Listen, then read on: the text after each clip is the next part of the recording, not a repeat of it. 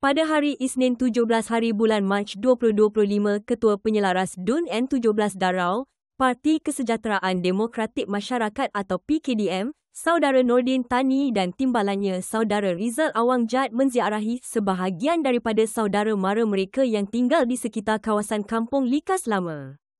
Tujuan program ziarah ini adalah merupakan sebahagian daripada beberapa siri program silaturahim yang sedang berjalan untuk mempereratkan lagi hubungan persaudaraan dan persahabatan untuk mengelak terputusnya hubungan kekeluargaan, persaudaraan dan persahabatan lebih-lebih lagi yang membabitkan generasi muda yang tidak mengenali sanak saudara apabila hubungan terputus selepas kematian ibu bapa.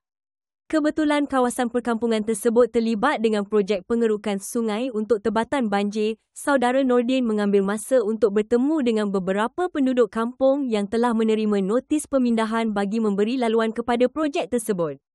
Meskipun kerajaan negeri telah menangguhkan projek tersebut, namun kerisauan dan kebimbangan di kalangan penduduk yang terlibat masih terasa kerana memikirkan tentang kedudukan dan nasib mereka.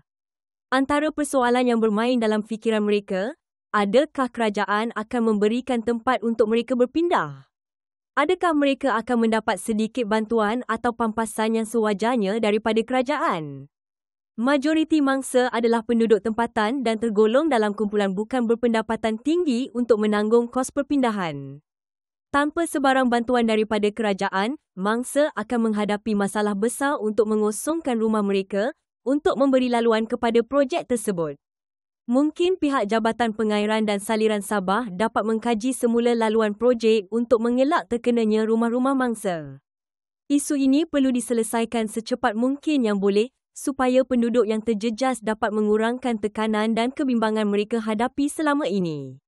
Diharapkan satu pendekatan atau penyelesaian dapat ditemui bagi mengatasi permasalahan ini. Sekian laporan Biro Komunikasi dan Media Sosial Parti Kesejahteraan Demokratik Masyarakat DUN N17 Darau bertarikh 18 hari bulan Mac 2025.